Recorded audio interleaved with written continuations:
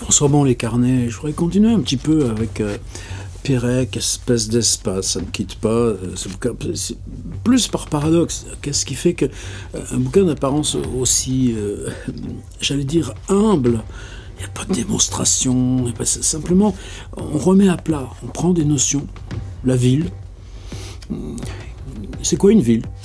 Et vous faites pareil, par exemple, quand vous arrivez à ce chapitre qui s'appelle le pays. Alors ensuite, il y aura le monde, l'espace, donc c'est juste encore une petite marche supplémentaire dans ces incréments d'espace. Là, je me souviens, la semaine dernière, le vendredi 18, là, quand on a fait cette journée cinquantenaire de la tentative d'épuisement d'un lieu parisien, le matin, j'étais avec des masters, l'Institut catholique, ceux qui m'avaient invité, et j'avais sorti cette phrase que le principe d'espèce d'espace, qui est dit dans le livre, c'est que pareil que tu décrives une page, ton lit, ta chambre, ou que tu décrives un pays, l'espace mental est exactement le même. C'est-à-dire la convocation des mécanismes mentaux associés à la représentation de l'espace est indépendante de la taille de cet espace. Tu n'as pas besoin de plus grand cerveau pour penser à un espace plus grand.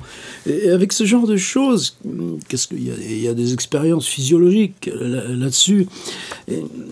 C'est ce genre de choses, moi, qui m'émerveille chaque fois que je reprends ce livre, ou en tout cas qui me le rend nécessaire. Cette espèce de, tu sais, le bouton reset. Bon. Alors, frontières. Tu commences par une phrase, tu me dis, mais quoi, c'est ça qui t'intéresse dans ce genre de livre? Les pays sont séparés les uns des autres par des frontières. Oh, voilà, c'est tout. T'as gagné. T'as acheté Pérec, espèce d'espace, et on te dit ça. Par contre, il y a un petit paragraphe au début. Moi, je n'ai jamais fait si attention que ça. C'est ce truc mathématique qui est qu'avec 4 couleurs, tu prends une carte du monde et tu dis, je veux dessiner chaque pays d'une couleur. Combien il faut de couleurs pour qu'aucun pays ne se confonde avec un autre? Eh bien, il suffit de 4 couleurs. Et au temps de Pérec, dans l'espèce d'espace, il dit c'est un théorème, mais personne n'en a trouvé la démonstration. Eh bien, depuis, merci Juliette Desrimet de m'avoir raconté ça, la démonstration a été faite. Ces histoires de topologie, wow, qu'est-ce que c'est compliqué. Et maintenant, sur cette question de frontières, toujours dans Pérec, ce passage un peu général, et puis ensuite ouvrir avec des éléments plus personnels. Et c'est là où il y a souvent aussi ce phénomène d'éviction, c'est-à-dire si tu parles des chambres, et puis chambre retrouvée, ben, c'est un texte à part qu'on sait, nous, pouvoir reprendre, soit dans Pensée classée, soit dans l'infraordinaire. Et là, il donne 3 exemples de frontières. Et c'est encore plus bizarre parce qu'il y en a 2 qui sont des paragraphes jointifs, tandis que le 3e, il y a un petit blanc, alors qu'a priori, on a 3 exemples. Et ces 3 exemples, à titre exceptionnel aussi, il les garde dans le livre. Je vais vous redire ces 3 passages sur la notion de frontière.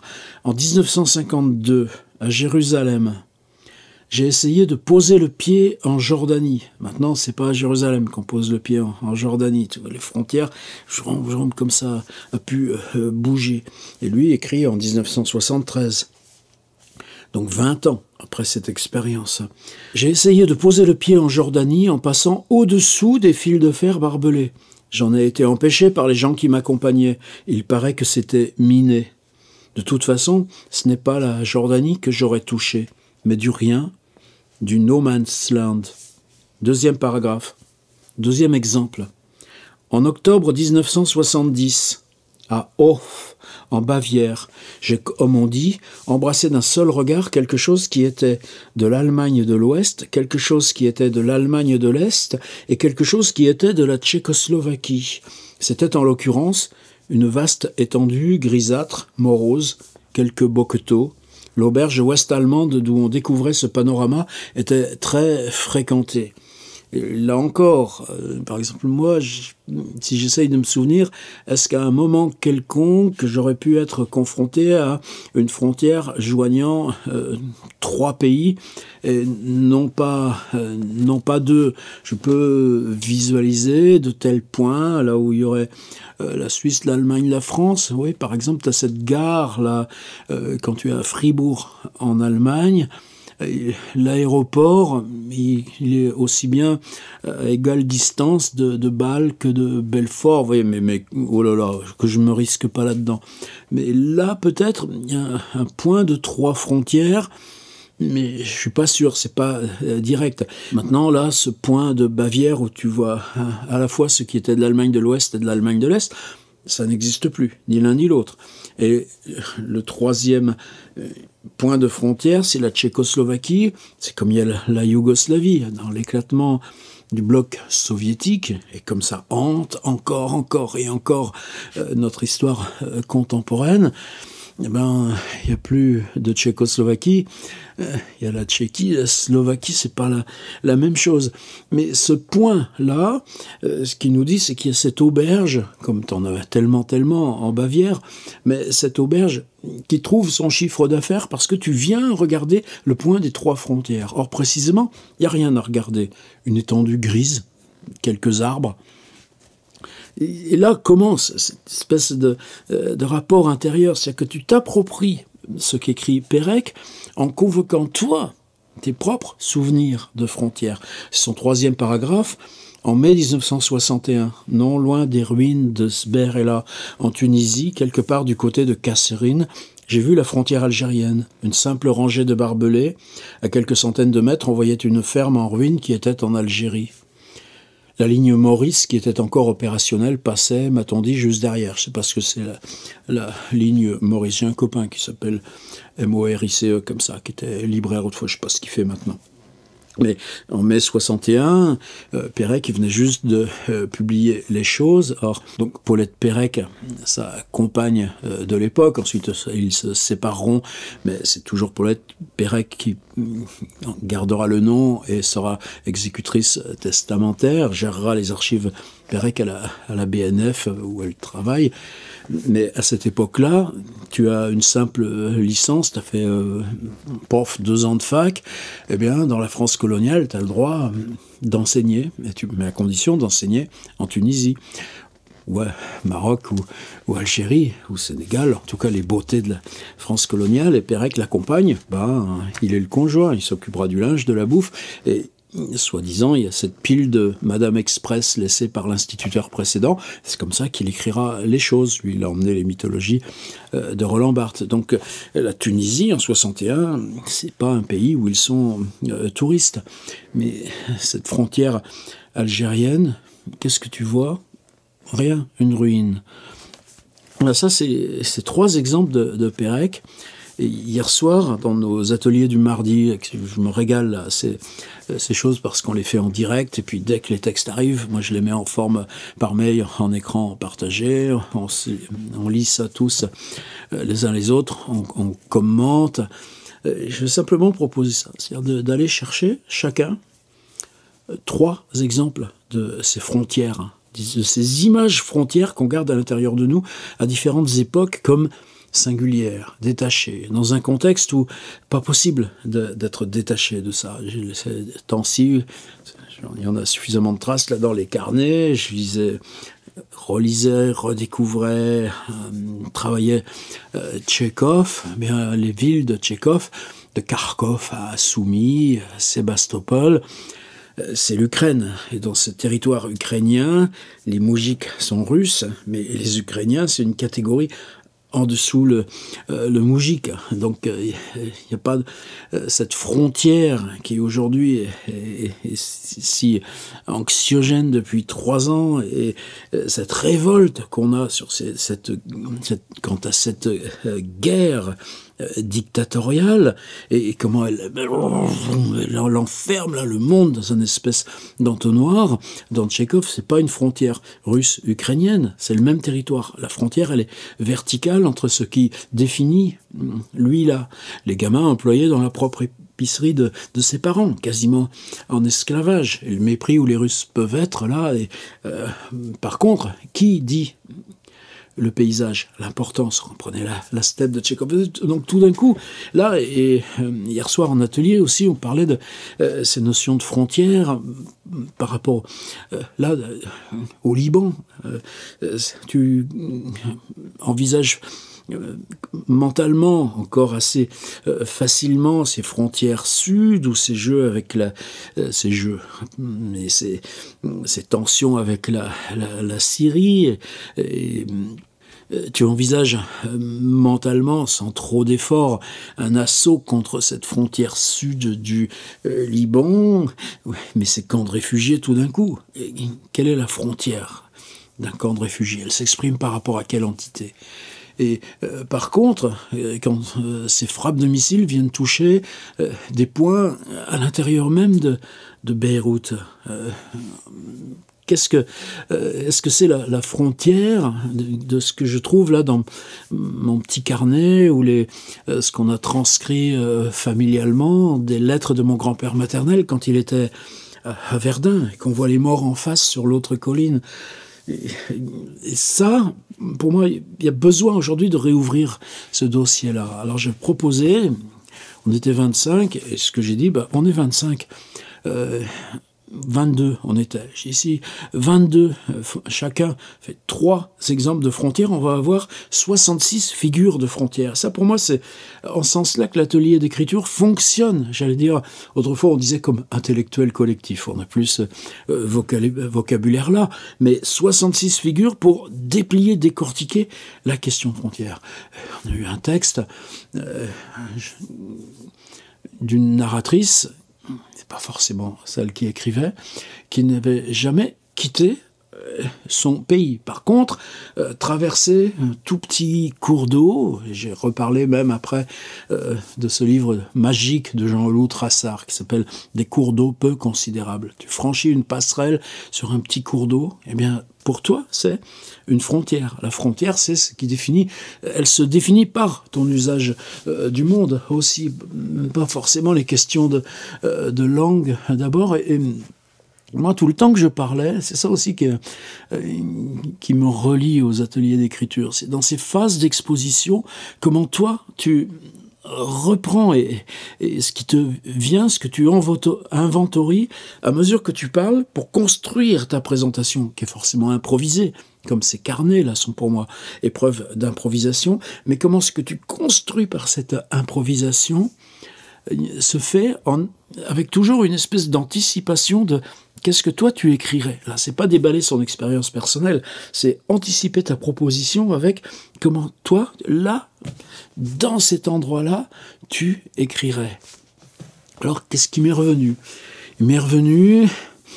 il y a alors oui, que je devais être enfant, donc on devait avoir moi 10 ans, mon frère 8 ans, l'autre frangin était encore dans les limbes. On voyageait une fois par an à Pâques en général avec mes parents. Donc, puis les gamins à l'arrière de la 2 chevaux, fallait qu'ils soient sages. Mais on partait en 2 chevaux jusqu'au bout de la France. On est allé dans les Vosges, on est allé dans les Pyrénées. Et pensez, quand vous habitez en Vendée, en dessous le niveau de la mer, comme l'idée de montagne peut être impressionnante. Quoi qu'on ne voyait ça que de la 2 chevaux, sans jamais aller évidemment en faire l'expérience. Et puis dans les Pyrénées, tu vois le cirque de Gavarnie, tu vois le pic du Midi là, avec son observatoire là sur ou le Tourmalet, ouais c'est le Tourmalet. Et au bout, qu'est-ce que tu vas voir? Tu vas voir l'Andorre. Et non, t'es pas rentré en Espagne, mais on quittait la France. Donc il y avait des barrières blanches et rouges. Une première barrière, quitter la France. Une deuxième barrière, entrer en Andorre. Qu'est-ce qui est différent? Alors évidemment, mon père, ils avaient dû acheter, les parents, une cartouche de cigarettes, une bouteille d'apéritif, je sais pas. Mais ce passage-là, pour aller cette petite poche d'Andorre, toute la symbolique de la frontière, pour l'enfant de 10 ans, était déjà là. Tu es quasiment en situation d'illégalité. Probablement pas, évidemment, mais de façon sous-jacente. Il y a ça. Alors évidemment, ensuite, ça s'empile, mais il y a toujours des singularités. Évidemment, un jour, tu es dans le Jura, tu marches dans la forêt, et il y a ces espèces de bornes ici et là, dans ce micro-sentier de forêt, et puis si tu mets le pied côté gauche, tu es en France, si tu mets le pied droit, tu es en Suisse, c'est une frontière. Et tout d'un coup, la frontière, elle est ton propre corps, selon qu'il est penche à gauche ou penche à droite. Quelle impression bizarre. Pendant 2 ans, mais attendez, c'est en gros dans les commissions du CNC, là maintenant ça fait presque 10 ans, il y avait 2 réalisateurs, 2 producteurs, 2 distributeurs et un plumitif. Après moi, ça a été Antoine Debec qui avait pris la suite. Tu as 2 mandats d'1 an seulement, et c'est donc...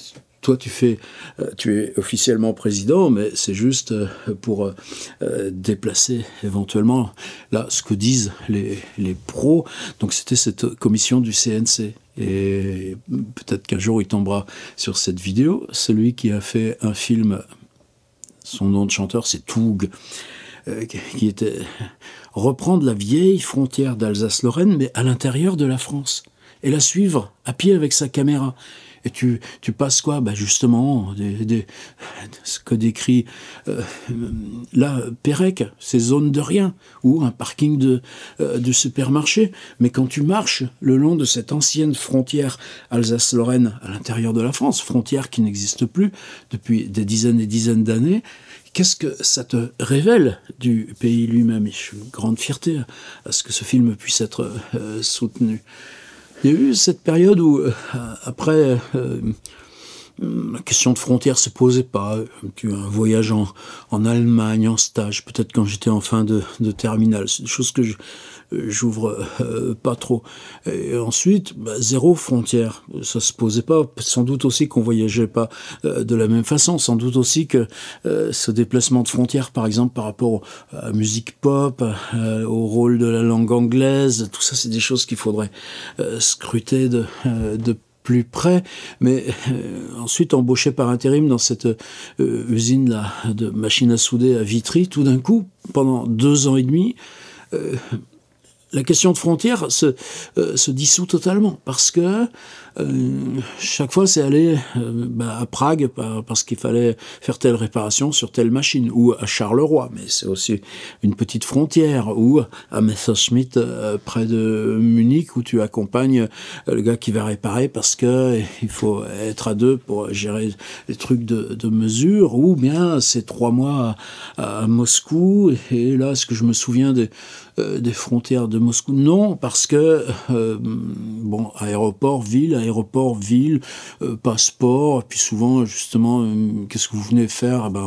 Tu avais ce truc, telle usine, telle mission, donc en gros, c'est une espèce de passeport international. C'était beaucoup plus l'usine qui t'employait et l'usine où tu allais intervenir que tous ces trucs. Mais dans Moscou, d'autres frontières qui étaient le fait qu'on t'emmenait en mini-car de l'hôtel chaque matin jusqu'à cette usine qui était dans une zone blanche non représentée sur les cartes parce qu'il s'agissait d'installations militaires, et cette notion de frontière ressurgit non pas par le fait que tu es en Russie, mais par ce truc de se rendre au travail. Et par contre, au terme de ces 2 ans et demi, mais où il y a eu aussi la Suède, il y a eu l'Inde 2 fois, de l'Inde aller au Népal. Est-ce que c'est une dissolution d'idées de frontières? Non, peut-être au contraire, quelque chose où tu dis, mais c'est tellement bien qu'elles disparaissent. Qu'est-ce qui vient à la place? Les visages, les spécificités, les langues, les livres. Et le monde américain, je ne le connaissais pas du tout. Ensuite, il y a eu des années où cette situation-là revenait de façon anxiogène. Tu arrives à Moscou, justement, mais tu n'as pas de visa. Alors, soit tu es coincé à l'aéroport, soit tu rentres dans le pays, mais toi seul sais que tu n'as pas le visa pour y être et y rester. Et ça, ces rêves récurrents, réinstaller des frontières. Je me rappelle, par exemple, alors une fois, c'était alors bien après, avec publier des livres, il s'agissait d'aller parler de je sais plus quel livre. Il y avait un gars qui m'avait invité, qui était prof à l'école polytechnique de Zurich. Alors, tu vois, on est vraiment dans notre vieille civilisation, mais dans ce qu'elle a de meilleur. Lucien Dellenbach, qui était à l'époque un très proche de Claude Simon. Et j'arrive à l'aéroport de Zurich, évidemment, il n'y a pas de problème de passeport ni quoi que ce soit, sauf que Dellenbach n'était pas là. À l'époque, tu n'as pas les téléphones portables, comment je peux le joindre? Se connecter? Ben non, même pas. Donc tu es là, tu viens de passer, là tu as été jeté dans une ville. C'est pas la question que t'as pas de sous et tout ça, mais même pour celui qui avait le billet retour, quelque chose comme ça, ou du moins le retour c'était le lendemain, parce qu'à l'époque c'était ça aussi, les avions dans tous les sens, et le gars est pas là. Tout d'un coup, tu te trouves à l'étranger, tu dois passer à l'intérieur de toi par cette sensation d'étranger à cause de ce truc qui advient dans ta situation. Oui, ça n'a aucune incidence. C'est pas... Alors après, évidemment, les frontières peuvent être cocasses. Tu es au Québec, évidemment, tu es arrivé en avion, évidemment, tu as fait toutes les formalités de visa en amont et c'était compliqué, mais pour rester 1 an, eh bien, le visa que tu obtiens parce que tu arrives en avion, il n'est pas valable. Donc, il faut louer une voiture, aller là où par Lévis, tu redescends vers le Maine et tu fais, je sais pas, une grosseur de bagnole, tu as une espèce de point frontière en pleine forêt. Oh, quitter le Québec, c'est rien du tout. Et rentrer aux US, tu fais quelques formalités, et une fois que tu as passé la barrière, hop, tu fais le tour, parce que tu es en pleine forêt, il n'y a rien. Et tu reviens, les US pour partir, il n'y a pas de problème, et là, au Québec, on te fait le visa qui te permettra de rester 1 an. Mais une autre fois, alors quoi, c'était vers... en allant à Buffalo, après Niagara, donc pareil, tu passes une frontière là beaucoup plus large, et oh malheur, on avait quelques fruits là qui restaient du pique-nique, des clémentines je crois, ou des oranges, on a plutôt des petites clémentines de rien du tout, mais qui venaient de Floride. Donc tu te trouves en situation illégale parce que tu fais une tentative d'importer aux US des fruits produits aux US, mais c'est interdit ce trafic-là. Donc tu te retrouves, pas main sur le véhicule comme ça, mais limite enfermé dans une espèce de salle, puis après ces fouilles complètes, ces médicaments-là, ces petits machins pour le mal de tête, ça vient d'où? Est-ce que vous avez une autorisation et tout? Et la frontière là devient une sorte de terreur. Qui d'entre nous n'a pas eu ce genre de terreur? Il y a eu l'année à Berlin. Alors l'année à Berlin, c'était Checkpoint Charlie, quand avec la petite Visa Citroën sur les pavés, tu t'en allais voir Berlin-Est, et Checkpoint Charlie, là, tout d'un coup, tu te retrouves presque dans une ambiance de fin de Deuxième Guerre mondiale. Par contre, le tour de Berlin, puisque c'était une île, et cette île, on en atteint toujours les limites. Mais les limites, c'est ces zones de grillage où, côté ouest, il y avait ces espèces de petits trucs, là, de petits escaliers avec plateforme où tu pouvais monter pour voir de l'autre côté. Et il y avait Oberbaumbrück, c'est-à-dire là sur la Spree, cette espèce de vieux pont qui était le seul ouvert aux traversées piétonnes, donc aux familles de l'Est et de l'Ouest qui pouvaient obtenir un droit de visite. Alors que, par exemple, quand j'avais fait des présentations de mon travail, là, avec le DAAD, donc dans l'espace culturel ouest, et que j'avais voulu inviter mon traducteur de Aufbau Verlag en Allemagne de l'Est, il n'avait pas obtenu de visa. Et cette situation-là, les barbelés, les fusils mitrailleurs, les guérites, là tout d'un coup, ce qui était étrange, c'était en 88, c'est qu'en 89, tout ça, puisse être soufflé d'un seul coup, que ça tienne pas. Ça, c'est des leçons que tu portes en permanence à l'intérieur de toi, mais que tu portes à l'intérieur de toi comme étant une sorte ouf, le monde réaccède à une respiration. Et depuis 4 ans, 5 ans, en tout cas depuis l'Ukraine, ça referme encore. Alors, des frontières, ensuite, je me rappelle par exemple Oujda, pour moi, au Maroc, tout d'un coup, revalorise encore cette idée de frontière, parce que tu vois tous ces types avec des bidons d'essence, parce qu'avec l'Algérie, je ne sais plus dans quel pays, de quel côté des grillages c'est moins cher, mais par-dessus les grillages, on trafique des bidons d'essence, et ce truc de bidon d'essence qui passe par-dessus un grillage devient « Ah tiens, il y a une frontière », alors qu'a priori, c'est la même chose des deux côtés. Mais par contre, à Oujda, il y a cette communication, là, j'allais dire, du sud au nord, qui fait que c'est presque un corridor d'Afrique noire pour rejoindre la Méditerranée, et tout d'un coup devient totalement sensible. Par exemple, je me souviens d'avoir travaillé avec Bruno Serralong du temps où il photographiait Calais, et ce que faisait Serralong à Calais, c'est d'aller photographier ces choses tellement ordinaires. Ces toutes petites implantations, ces tout petits gestes d'un quotidien, un grillage déchiré qui est le grillage par lequel on rentre là dans un bout de forêt pour s'héberger. C'est pas une frontière. Mais toute la question de frontière venait convoquer, réappeler, traverser la photographie, a priori extrêmement dépouillée de signes que produisait Bruno Serralong.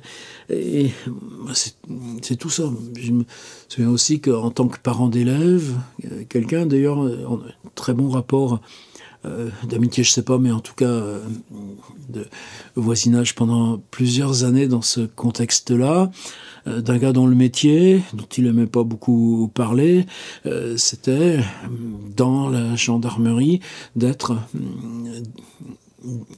c'était son job, faire la reconduction aux frontières. Tu prends un gars qui est ici, tu viens le prendre, tu le prends en charge, et en train ou tu l'emmènes jusqu'à l'aéroport ou à la frontière terrestre, où là, au revoir, c'est fini. Et, tout d'un coup, là, cette part absolument humaine, homme, qu'est-ce que ça change, ou qu'est-ce que ça revalorise de cette légitimité, ou pas, justement, non, à l'expulsion du droit à choisir où on veut habiter sur cette terre, et que ça, c'est sans cesse remis en cause.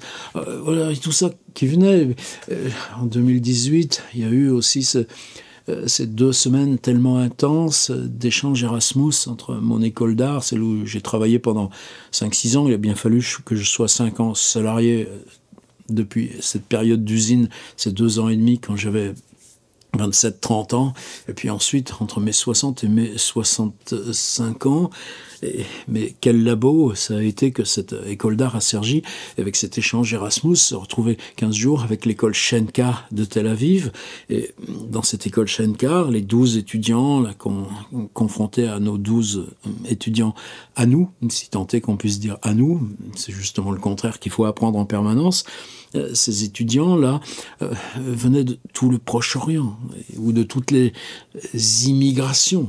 Et tout d'un coup, c'est ton image même, mot Israël, qui se casse, se volatilise, se complexifie. Ça, je ne peux pas revenir en arrière là-dessus. Et ces étudiants, on avait fait évidemment on a pris des bus, on était allé à Jérusalem, et à Jérusalem, on avait exploré cette frontière entre Jérusalem-Est, sur une espèce de plateforme. Il y avait des flics aussi qui surveillaient, puis là, ils nous montraient tel bâtiment, tel enjeu, tel combat, tel déplacement. Et là, tout d'un coup, la frontière, quand elle est non pas comme Berlin-Est, avec une zone vide au milieu, mais une imbrication qui touche, d'un bord de la rue à l'autre. Et ça, on a aussi, l'exemple est célèbre, et vous pouvez le trouver en 3 clics sur le web, entre le Canada et les USA, je crois que c'est en dessous Ottawa, mais peut-être déjà dans l'Ontario, ou un peu plus loin, enfin en tout cas, frontière Canada-USA, il y a un village qui est sur la frontière, enfin une ville, petite ville. Mais en tout cas, la frontière, le trait droit de la frontière passe au carrefour au milieu de la bibliothèque municipale. Quand tu vas à la bibliothèque municipale, tu dois ressortir par la même entrée par laquelle tu y as accédé. Mais les livres sont en commun. Les procédures sont communes. C'est-à-dire tu es dans une bibliothèque, quel symbole, qui ouvre d'un côté sur les US, de l'autre côté sur le Canada, mais qui est malgré tout un lieu dans son entité unique, un lieu de livres. Eh bien, te voilà au volant d'une voiture louée chez Hertz à Tel Aviv pour 2 jours.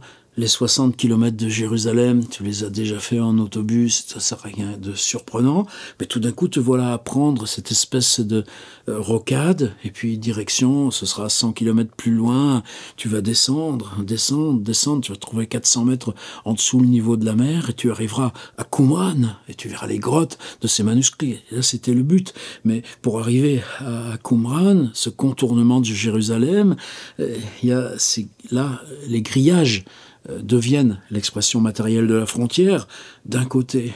Et comment tu ne te sentirais pas du mauvais côté du monde? Et de l'autre côté, les immeubles qui sont à ras des grillages, et pourquoi dans ce cas-là tu te fatiguerais à descendre les poubelles? Tu jettes de l'autre côté du grillage. Ça exprime tout le mépris ça répond au mépris dans lequel on te considère. Et tout d'un coup, toi, tu roules sur l'autoroute à côté de ces ordures qui viennent là, et tout d'un coup, tout le monde semble de travers en entier. Et puis ensuite, il y a l'autoroute, fin de l'autoroute, station de service, avec un type qui propose des voyages en chameau. Tu aperçois pour la première fois la mer Morte. Tu sais que de l'autre côté, c'est la Jordanie maintenant. Et tout d'un coup, comment à Qumran, avec ces grottes et ces bribes de manuscrits et ce qui survit là de cette communauté religieuse très minoritaire, tu ne te sentirais pas comme n'importe où dans Jérusalem ou n'importe où dans New York. L'idée que le monde est indivisible et qu'on a une légitimité à participer de ces endroits où le monde nous contient tous. Ça, c'est complexe comme truc. C'est complexe et ça implique que la frontière, tu la rejettes. Et puis tout d'un coup, sur l'autoroute, là, en continuant vers Beth-Shebat ou je sais pas quoi, là, ce patelin de la mer Morte avec ces espèces d'hôtels en béton, tu entends plus que du russe tout d'un coup. Eh bien, tu te retrouves là devant un poste de contrôle. Tu sais même plus s'il est palestinien ou israélien ou les deux, mais c'est juste une espèce de poste frontière en plein désert. À la limite, tu passerais à droite, à gauche. Quelle importance, voilà. Donc hier soir, on a travaillé là-dessus. Et vous, qu'est-ce que vous prendriez dans votre accumulation de frontières comme piste pour faire le même travail que Georges Perec? 3 paragraphes, 3 frontières. Voilà, carnet d'aujourd'hui, et forcément, espèce d'espace et Perec, là ça revient en ce moment.